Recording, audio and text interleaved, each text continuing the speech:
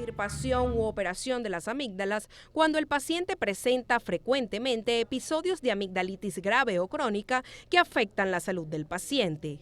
La amigdalitis es la inflamación del tejido carnoso en forma de almohadillas que se encuentra en la parte superior de la garganta ocasionada por una infección viral o bacteriana. Las amígdalas se ponen de color rojo, provocando dolor en la garganta y dificultad para tragar. En estos casos también se puede realizar la extirpación, también cuando afecte el descanso al dormir.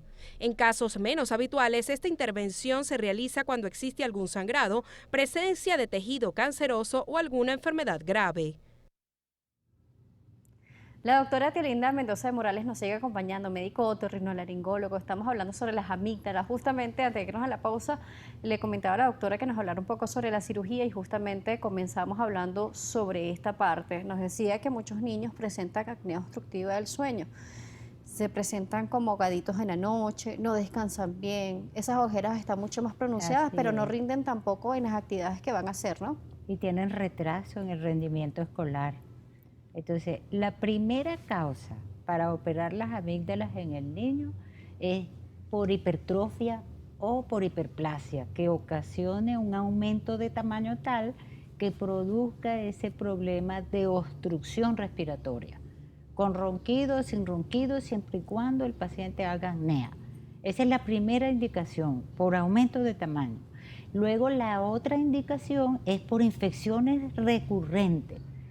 Ya 7 infecciones al año es indicativo para hacer una cirugía. Tenemos otras indicaciones que son como más relativas. La otra indicación importante, tanto en niños como adultos, es cuando hay asimetría en el tamaño de las amígdalas, porque puede haber un tumor que por lo general en los adultos, los tumores malignos por amígdala es el adenocarcinoma, o puede ser un tumor en los niños también maligno, como es el caso del linfoma. Entonces hay que tener pendiente eso cuando examinemos las amígdalas, esa simetría amigdalina. Hay otras indicaciones también para operar las amígdalas, como son esos pacientes portadores del estreptococo beta hemolítico del grupo A, pacientes que le dé una amigdalitis hemorrágica, pacientes que tengan repercusiones por esa toxina de la bacteria a nivel del cuerpo, bien sea problemas articulares. Entonces, hay que sopesar muy bien las indicaciones y sobre quién vamos a trabajar y la edad. Muy importante la edad del paciente. La edad nos dice que los primeros 4 años de vida son importantes y necesarios para nuestro sistema inmune, pero también existen criterios para eliminarlas antes de los 4 años, dependiendo de lo que esté sucediendo con este niño. Ahora, ¿se le va a hacer exámenes preoperatorios igual como se le hace a un adulto? ¿Cuáles son los pasos a seguir? ¿Qué tipo de operación es? ¿Es ambulatoria? ¿Es una operación que amerita reposo? ¿Qué va a pasar con este niño, por ejemplo, si está acudiendo a la escuela o a algún tipo de nivel primario para comenzar la educación? Sí. La adenotonsilectomía es la operación más común y más sencilla. Es la que más se le practica a los niños, pero lejos de eso requiere que se haga toda la evaluación especial para no tener complicaciones que pueden ser prevenibles. Entonces deberá tener sus exámenes de laboratorio completos, debe tener una rayos X del tórax, debe tener una evaluación cardiovascular preoperatoria, que le hagan su electro, porque el paciente nunca ha estado en contacto con anestesia y el cardiólogo va a revisar bien.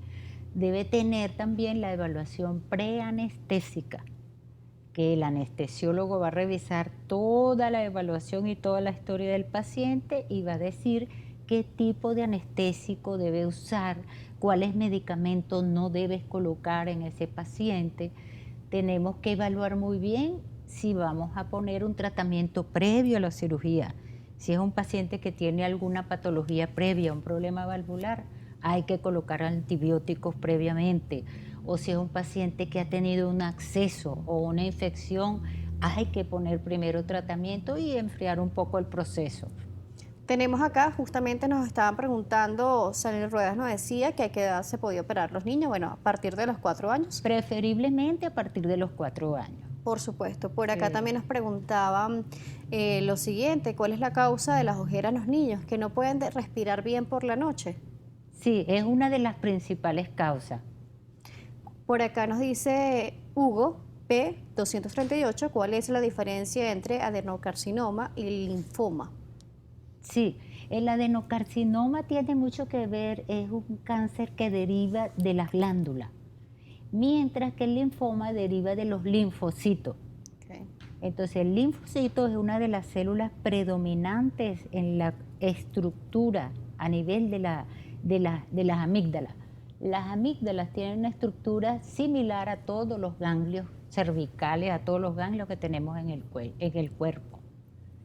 Cuando hablamos sobre las amígdalas, entonces, al eliminarla, ¿qué pasa con ese sistema de defensa de los niños? Por ejemplo, un niño que ya cumplió los 4 años, vamos a decir que ya cumplió la edad necesaria, tiene muchas dificultades, presenta la acné obstructiva, infecciones recurrentes y se decide hacer la operación.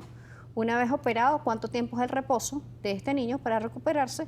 Y además, ¿cómo va a quedar ese sistema de defensa para él?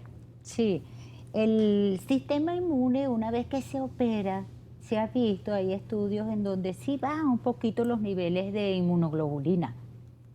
Y prácticamente al mes esos niveles ya se normalizan. Inmunoglobulina son los anticuerpos que forman los linfocitos. Pero inmediatamente el niño a la semana ya está en su colegio, el niño a los 2 días ya está comiendo normal. Mientras que el adulto operado de amígdalas dura 10 días para empezar a comer sólido y le da mucho dolor porque la cicatrización es diferente, es como más fibrosa y duele mucho más en los adultos que en los niños. En los niños prácticamente casi no duele. Esto es una ventaja entonces. Entonces deben de ir al colegio después de los 10 días, deben estar en piscina después del mes y pueden al mes ya tener todas sus actividades normales. Y al no tener las amígdalas ya después de este tiempo de recuperación, estar expuesto a estos agentes, virus, las bacterias que usted nos explicaba, por el tipo de ambiente en donde se desarrolló el niño de manera natural, ¿va a ser más propenso de tener mayor infecciones por virus, por bacterias? No, todo lo contrario. Si les da una gripe rápidamente se reponen más rápidamente. Todo lo contrario. Sale Ruedas nos dice, mi hijo fue operado de las amígdalas a temprana edad, sin embargo hoy en día a sus 15 años aún sigue padeciendo de molestias o malestares.